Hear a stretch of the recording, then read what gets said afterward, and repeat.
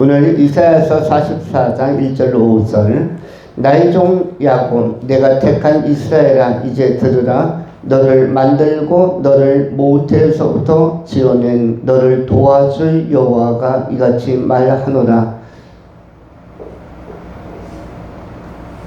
나의 종 야곱 내가 택한 여스로나 두려워하지 말라. 나의 목마른 자에게 물을 주며 마른 땅에 시내가 흐르게 하며 나의 영을 네 자손에게 나의 복을 네 후손에게 부어주리니 그들이 풀 가운데에 솟아나기를 시냇가에 버들같이 할 것이라. 한 사람은 이르기를 나는 여호와께 속하였다 할 것이며 또 한 사람은 여호와의 이름으로 자기를 부를 것이며 또 다른 사람은 자기가 여호와께 속하였음을 그의 손으로 기록하고 이스라엘의 이름으로 존귀 여김을 받으리라. 아멘. 이 말씀을 통해서 나의 택한 여수론이라는 제목으로 하나님의 말씀을 전하겠습니다. 세 가지로 본문을 나눠 정돈합니다. 첫 번째, 공의롭게. 두 번째, 은혜롭게. 세 번째, 새롭게.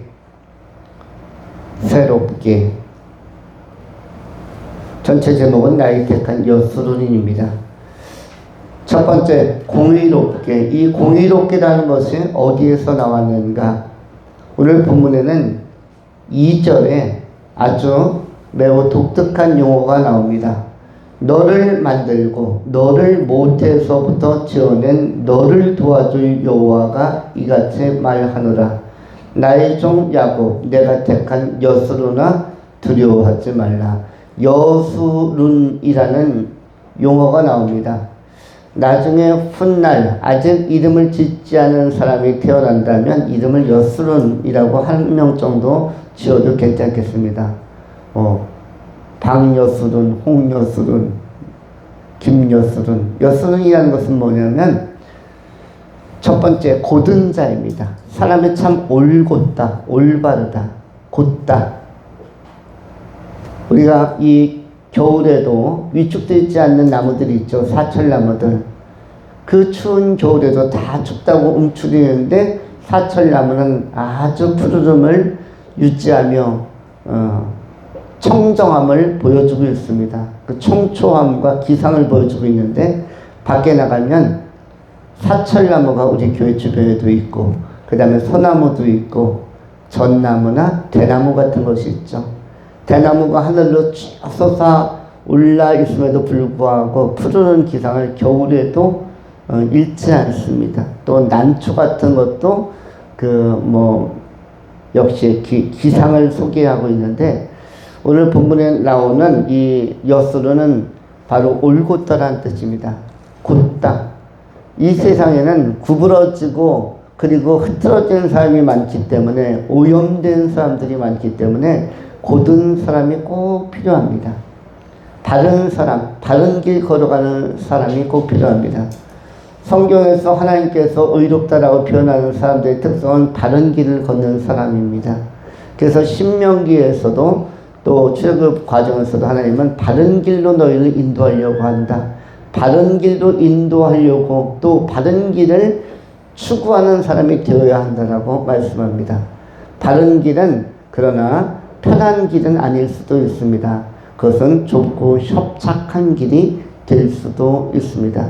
마태복음 7장 13절로 14절에 기록된 것처럼 바른 길의 특징, 여수론의 특징은 이 길은 바른 길이고 천국 가는 길이 맞는데 그러나 좁고 협착하여 찾는 이가 적은 길이 될 수도 있습니다.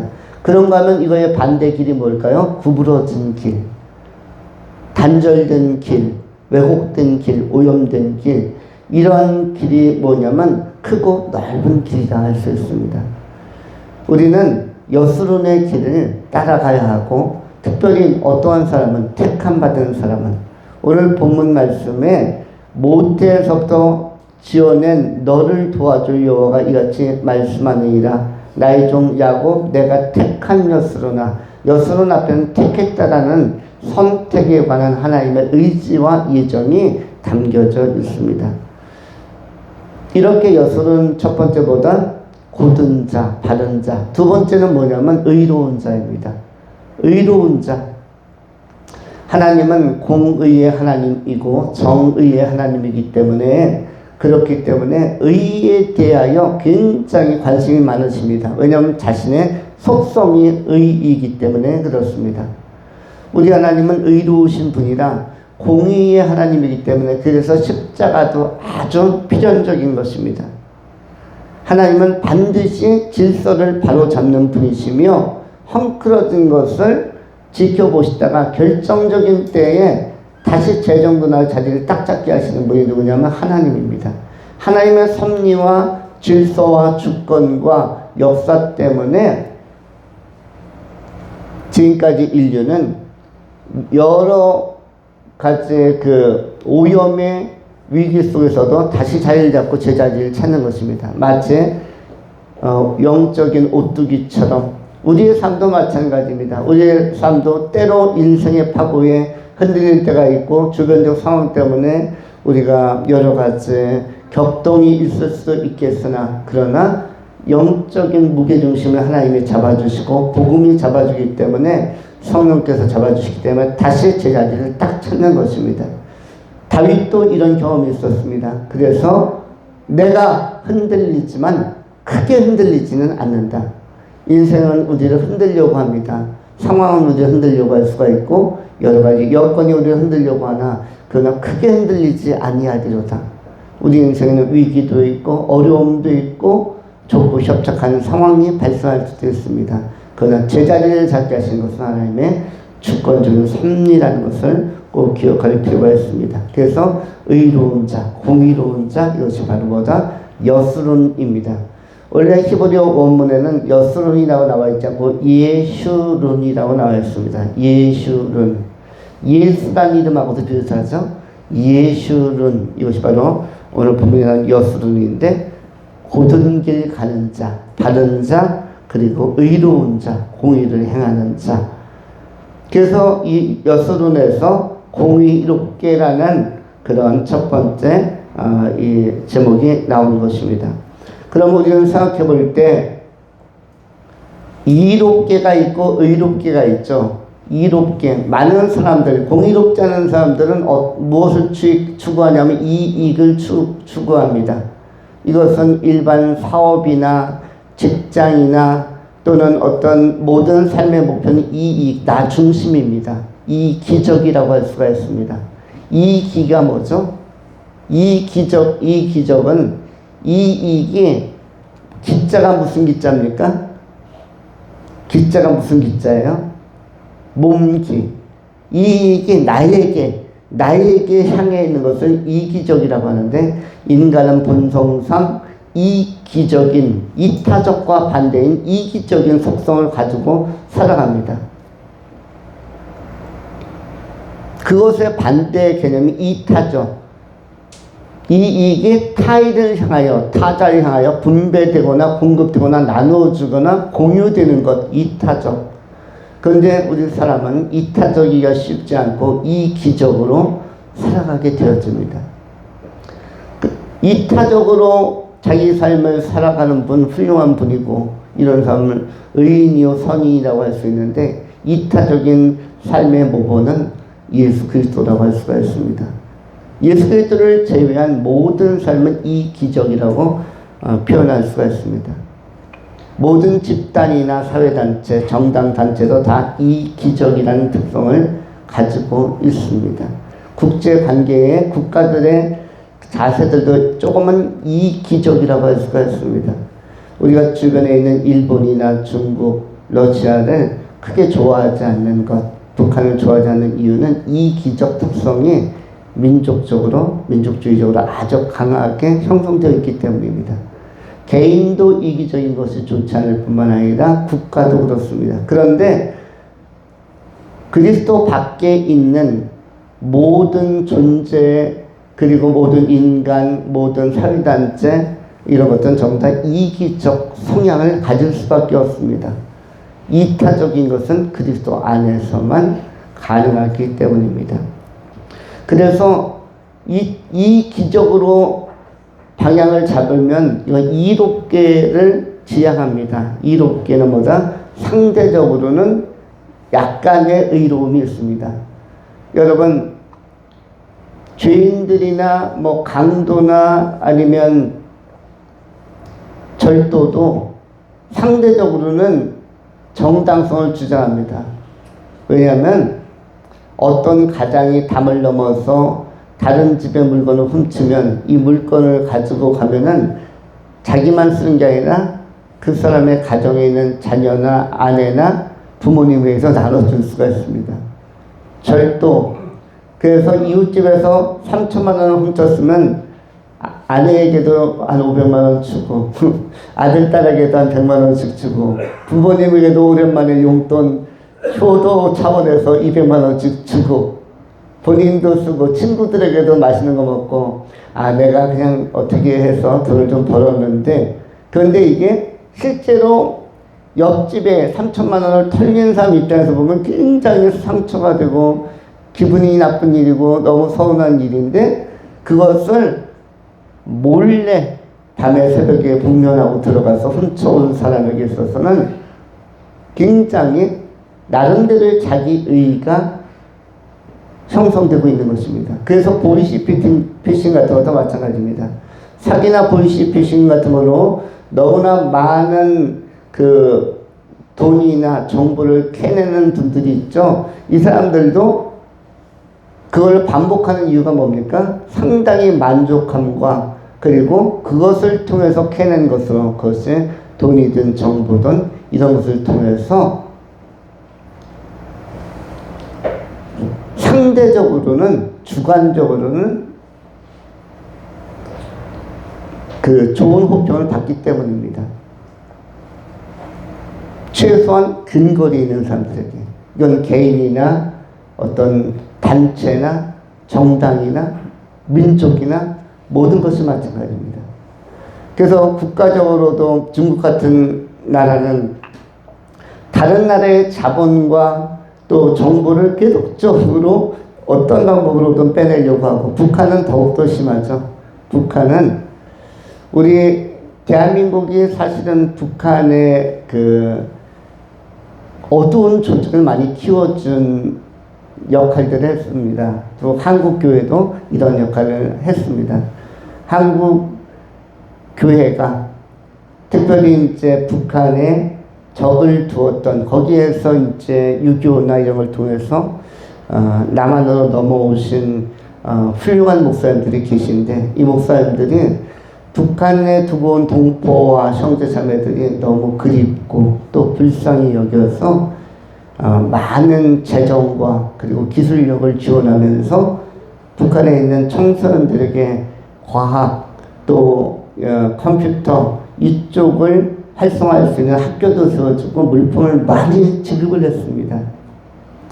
그리고 북한이 너무 저급한 수준에서 벗어나서 북한의 인재가 되어서 북한에게 건전한 그 미래상을 심어주려고 좋은 의도로 했는데 실제로 그들이 조기 교육을 받아서 10대 중반 20대가 되면서 뭘로 바뀌었냐면 북한의 인재가 아니라 북한의 전문 해커로 바뀌었습니다. 그래서 전 세계의 돈을 다 빼내어 옵니다. 그러할 때 이 사람들은, 이 전문 해커들은 한 번 외국 은행을 털었다, 한국의 누구 은행을 털었다 이럴 때 굉장히 그 통쾌함과 상쾌함과 유쾌함을 가지고 그리고 당이나 저 수령에게는 굉장히 칭찬을 받고 집에 가도 영웅이 되는 것이며 친구들에게도 자랑할 수가 있는 것이죠. 내가 대한민국에 있는 어느 은행 털었는데 이게 성공해서 내 실력 대단하지? 그런데 이것이 상대적으로는 주관적으로는 나름대로 자기 능력을 발휘하고 의로운 것이 될지 모르지만 객관적으로 보면은 의롭지 않다는 것입니다. 그냥 이롭게입니다. 자기가 추구하고 있는 노선과 땅에 약간의 유익을 준 것이죠. 오늘 본문에 나오는 여스론이라는 것은 이것과 정반대되는 절대적으로 의롭게입니다. 누가 봐도 의롭게. 내가 봐도 의롭고 네가 봐도 의롭고 하나님이 봐도 의롭고 우리의 삶은 특별히 그리스도인의 삶, 성도의 삶은 여스론의 삶이 되어야 하는 것입니다. 그야말로 일부의 사람이 볼 때 옳은 게 아니라 전부가 봐도 옳고 다 드러내고 봐도 옳고 이렇게 통합적으로 통전적으로 동시적으로 다 오픈하고 봐도 옳은 하나님 앞에서 옳은 이것이 어떤 자의 길이냐면 여스론의 길입니다. 그 여스론의 길은 어떤 길이냐면 하나님께서 택한 길입니다. 그래서 내가 택한 여스로나라고 되어져 있는 것입니다. 하나님께서 택한 여스로나. 우리 성도들 모두는 여스론의 길을 지금 걷고 있는 것입니다. 하나님이 보셔도 옳고 내가 보아도 옳고 네가 봐도 옳고 우리 다음 세대가 봐도 옳고 이전 세대가 보아도 역시 옳았던 그리고 우리의 동시대의 사람들이 봐도 옳은 길을 우리 성도들은 추구해 나가야 할 것입니다. 하나님의 말씀에 단단히 서서 좌우로 치우침이 없이 언제나 여스론의 길, 곧은 자의 길, 의로운 자의 길을 절대적으로 의로운 길을 걸어가는 이것을 실현하신 분이 예수 그리스도신데 그 예수 그리스도의 인도함에 합당하고 예수 그리스도의 부르심에 합당한 귀한 제자로서의 길을 끝까지 완주하고 천국까지 다 들어가는 좁고 협착하지만 생명의 문으로 생명의 길로 들어가는 하나님의 귀한 성도님들이 되실 수 있기를 축원합니다. 두 번째로 은혜롭게입니다. 오늘 본문 말씀에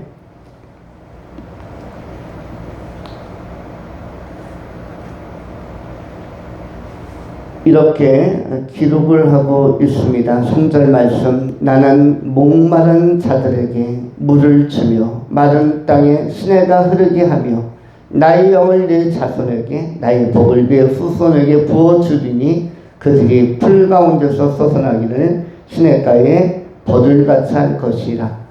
3절에 중반절에 마른 땅에 시내가 흐르게 하며 나의 영을 네 자손에게 나의 복을 네 후손에게 부어주리니 나의 영이란 표현이 나옵니다. 나의 영 이것은 히브리어 원문에서는 루히라는 단어입니다.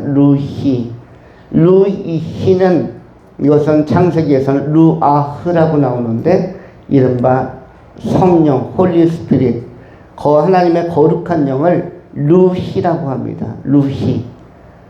루아흐, 루히 하나님의 거룩한 영인데 하나님의 거룩한 영의 은혜 안에서 목마른 자에게는 물을 주며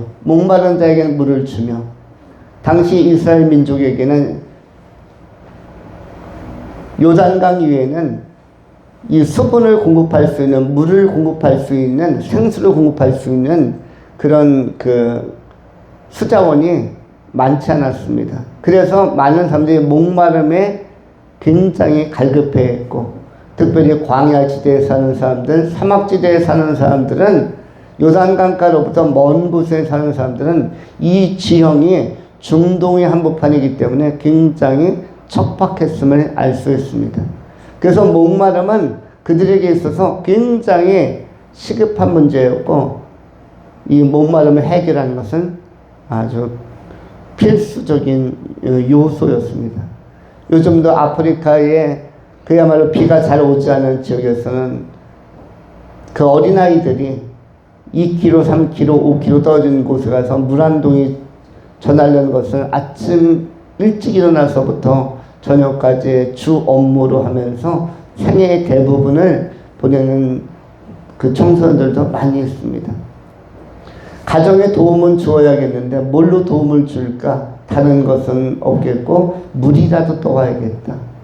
왜냐하면 주변에 물이 잘 나오지 않고 그리고 샘을 팔 수 있는 기술도 없고 하니까 굉장히 먼 데까지 가서 황토로 만든 그 독이나 그릇에다가 물을 담아서 오는 것입니다. 우리 민족에도 상당히 오래전에는 이렇게 물동이에다 공동 우물에 가서 두레박을 물을 기어서 집까지 가져왔던 그런 시기가 있었습니다. 이 목마름을 해가라는 것은 굉장히 중요한데 오늘 본문에서 여기서 나는 하나님이 되겠죠. 여호 하나님께서 목마른 자에게 물을 주며 마른 땅의 시냇가에 흐르게 하며 나의 성령을 네 자손에게 나의 복을 네 후손에게 부어줄 것이다. 그리하여 4절에 그들이 풀 가운데서 솟아나기를 시냇가에 버들같이 할 것이다. 시냇가에 심긴 버들은 봄이 되면 굉장히 파릇파릇하게 올라옵니다. 마찬가지로 성령 안에 거할 때, 하나님께서 보내신 성령 안에 거할 때 거기에서 너희의 자손들도 흥왕하며 또 나의 복은 네 후손들에게 부어줄 것인데 너희 후대들에게도 복이 있을 것이다. 성령 안에 거할 때 현재뿐만 아니라 미래도 복이 있고 우리의 미래가 밝으려면 성령 안에 있어야 한다고 말씀합니다. 여기서 후대란 표현을 미래로 생각해도 좋습니다. 나의 복을 네 미래에 부어줄 것이다. 나의 영을 네 미래에 너희 남은 삶의 시간에 부어줄 것이다. 자손이나 후손은 바로 나의 남은 삶 미래로 보셔도 좋습니다.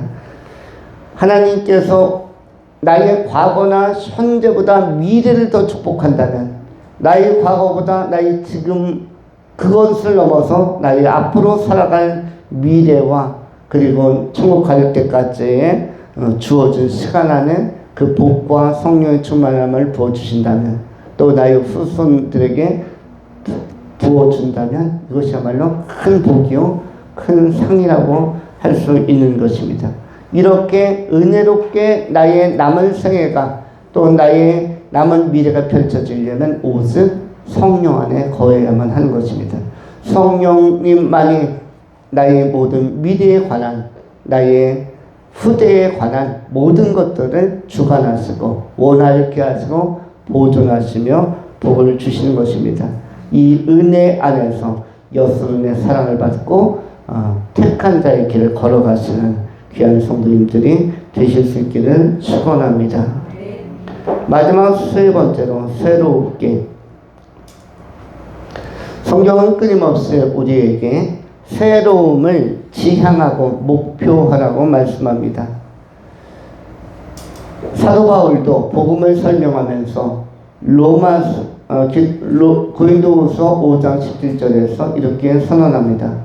그런즉 누구든지 그리스도 안에 있으면 새로운 피조물이다. 이전 것은 지나갔으니 보라 새 것이 되었도다.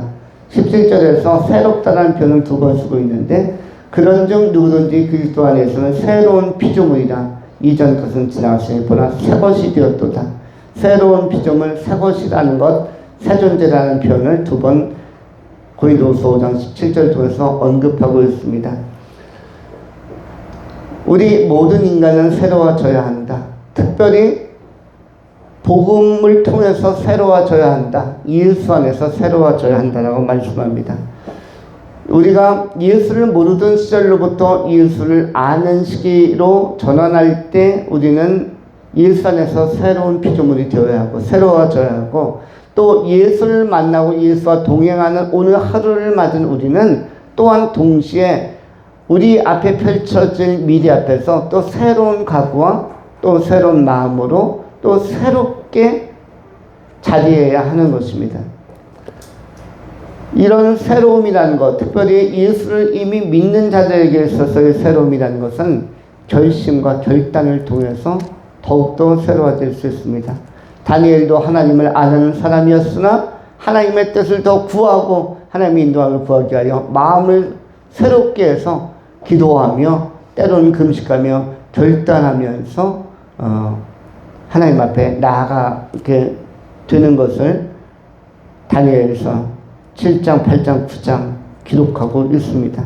또한 로마서 12장 1절, 2절에 그러므로 형제들아 내가 하나님의 모든 자비하심으로 너희를 권하노니 너희 몸을 하나님이 기뻐하시는 거룩한 산 제사로 드리라. 이는 너희가 드릴 영적 예배니라. 너희는 이 세대를 본받지 말고 오직 마음을 새롭게 함으로 변화받아 하나님의 선하시고 기뻐하시고 온전하신 뜻이 무엇인지 분별하도록 하라. 로마서 12장 2절 너희는 이 세대를 본받지 말고 오직 마음을 새롭게 함으로 변화를 받아 하나님의 선하시고 기뻐하시고 온전하신 뜻이 무엇인지 분별하도록 하라. 이 세대, 지금 우리가 살고 있는 이 동시대가 우리의 모델이 되거나 그것을 쫓아가려고 할 필요는 없다는 것입니다. 조금 분별되어서 우리는 우리 그리스도인으로서 택함받은 여수로서의 고든 길을 우리는 우리 나름의 독창적 방식으로 성령 안에서 살아갈 필요가 있다는 것입니다. 성서적 방식으로 말씀의 토대 안에서 살아갈 필요가 있는 것입니다. 왜냐하면 우리는 이 세상 사람들과 구별되어 있기 때문에 그들이 가는 넓은 길로 가지 않기 때문에 코스가 다른 것입니다. 좁고 협착한 길로 인도함을 받기 때문에 세상 사람들이 가는 넓은 길과는 다른 코스이기 때문에 우리 코스에 맞는 좁고 협착함을 통과할 수 있는 준비가 필요한데 그것이 무엇이다? 성령 인도함을 받는 것과 새로운 결단인 것입니다. 세상 사람들은 어차피 넓고 큰 길로만 가기 때문에 세상적인 술수 여러 가지 방편을 다 동원하는 것, 이른바 오염, 이런 것들을 다 동원한 편법까지, 불법까지 동원하는 것을 넓은 길이라고 하기 때문에 그것을 정당화하고 그것을 이기화하기 때문에 그런 사람들과 우리의 길은 다른 길입니다. 여수론의 길은 곧고 의로운 길이기 때문에 좁고 협착함이기 때문에 이 코스가 나타나고 이런 상황도 나타나기 때문에 여기는 우리가 세상적인 지혜나 세상적인 방식으로 통과할 수 있는 코스가 아니라 그런 것으로 통과하려면 다 막히게 되어 있습니다. 원래 좁으니까. 세상적인 방식이나 그런 사고는 우리 안에 무거운 짐이라 이 무거운 배낭 지고는 좁고 협착한 코스는 통과 자체가 안 됩니다. 이건 내려놓고 가는 방식이 무엇이다? 성령 안에서 마음을 새롭게 하는 것입니다. 결단하는 것입니다. 로마서 10장 2절 그대로 너희는 이 세대를 본받지 말고 오직 마음을 새롭게 함으로 변화받으면서 변화받는 것이 우리를 가장 슬림하게 하고 담백하게 하고 진솔하게 하면서도 강하게 하는 것입니다. 그리고 날렵하게 좁고 협착한 코스도 통과하게 하는 것입니다. 변화를 받아 하나님의 선하시고 기뻐하시고 온전한 뜻이 무엇인지 분별하면서 우리 하나님께서 인도하시는 마지막 목표까지 천국 영광의 자리까지 우리가 다 정진해 가고 완주해 가는 그런 승리자들이 되실 수 있기를 축원합니다. 결단이 우리를 새롭게 합니다. 새로운 결단 안에서 우리가 하나님의 인도하심을 받고 끝까지 주의 영광에 참여하는 인생 여정을 달려가는 하나님 앞에 상이 있는 성도들이 되실 수 있기를 축원합니다. 기도하겠습니다. 거룩하신 하나님, 너희는 나의 택한 여수론이라고 말씀하셨습니다. 복된 말씀이요 은혜의 말씀이요 성령의 감동 있는 말씀인지를